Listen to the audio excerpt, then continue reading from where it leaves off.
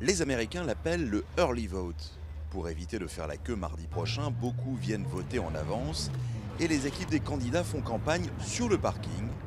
Les démocrates sont là, les républicains aussi, et au milieu, les Verts tentent de faire entendre la voix de l'écologie, un thème jamais abordé par Trump ou Clinton lors des débats télévisés. Il n'y a pas eu beaucoup de discussions pendant les débats. Qu'auriez-vous souhaité entendre? Je pense que j'aurais voulu entendre parler des politiques et des propositions que chaque candidat voulait faire pour endiguer ce problème à la fois urgent et global. Des choses qui se passent dans d'autres pays nous impactent ici. Et personne n'en parle.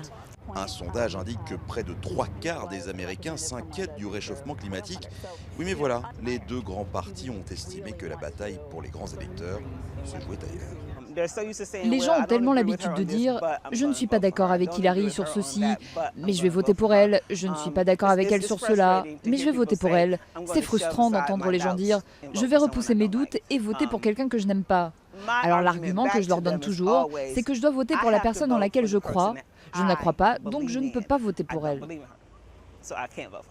Le principal obstacle des Verts, en plus du manque d'argent, c'est la complexité du vote du 8 novembre. Les habitants de l'Ohio vont devoir choisir d'abord un président, évidemment, mais aussi un sénateur, un député, parfois un juge ou encore un procureur.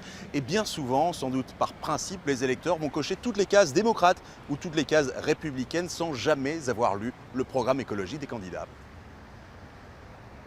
Le sentiment que l'élection est confisquée par les grands partis, les libertariens en ont fait un argument de campagne. Faute de moyens, Dustin sillonne l'Ohio avec ses panneaux et ses affiches pour appeler à voter pour Gary Johnson, mais pas seulement. C'est une montagne qu'on est en train de gravir, mais cette année, si on n'a pas réussi à tuer le bipartisme, on l'a mortellement blessé.